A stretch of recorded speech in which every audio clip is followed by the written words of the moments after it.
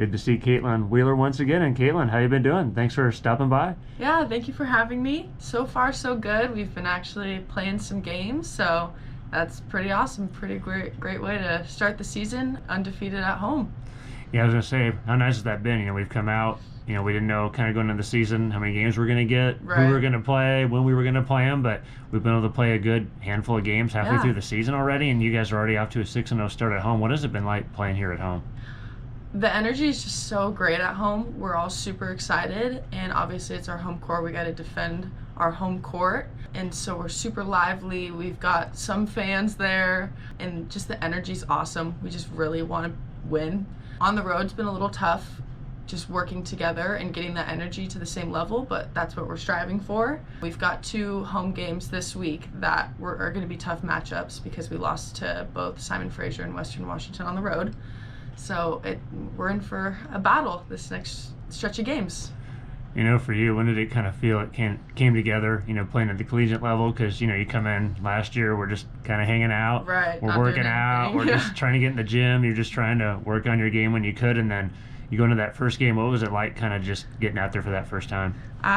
It was a total change of pace. I hadn't played a basketball game since the winter of my senior year of high school, obviously.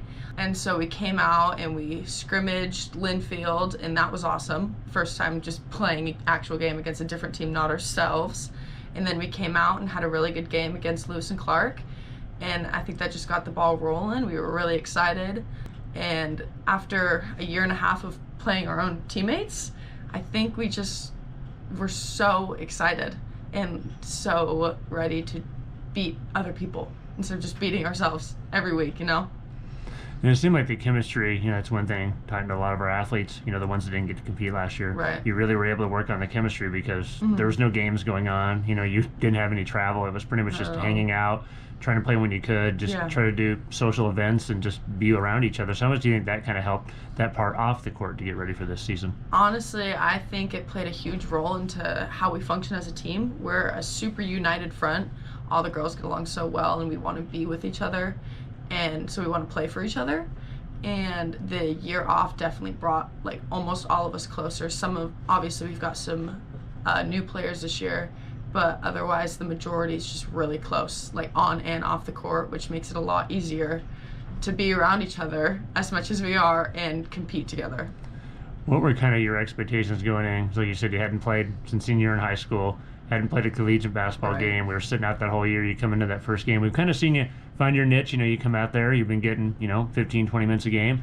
We show your versatility. You could step back, shoot a 3 if needed, get inside and get the big bucket. So, what kind of role did you envision going in, and how's that kind of played out this year? I had the idea from the beginning that I was going to be fighting for minutes because I've got 2 really amazing 4s ahead of me, Meadow and Amber, that are just given so much to the program already. So I didn't have super high expectations of playing a lot, but fighting for the minutes. And I think that energy is what a lot of us carry in practice, and which ends up making each other better and makes games easier, because when the toughest defender is the girl that you play with, it's a lot easier in games. And so at this point, I'm just working my tail off as much as I can, and then in the minutes I do get to go in, just making the most of it. How much have you learned from those 2? Because you talked about Meadow and Amber. They're the block queens out there. I like to call those Absolutely. 2. They're hard to get shots off. So I'm sure that helps you in practice, because we see them. Amber had a 6-block game. Right. There was a stretch there where Meadow had 15 blocks in 3 or 4 games. Absolutely. So what was it like going against them, and then how much that helps you against other opponents? I think they're some of the toughest defenders I've gone against in the GNAC. And that's very apparent because they lock down on anybody who they're guarding, and they're usually put up against the top scorers in the conference, and they do a great job defending, getting rebounds. And so it's comforting to me that I get to play them in practice and don't have to play them in games, because I know they put up a wall against anybody that they're guarding. And I think that's going to really pay off for me, because if I've got the toughest defender in the GNAC, I don't have to play him in the games. So it's very rewarding to be able to be with them and learn so much from them. All right, Caitlin. Well, we really appreciate you stopping by. It was good to catch up with you. We look forward to talking to you again here soon. Yeah, thank you so much for having me.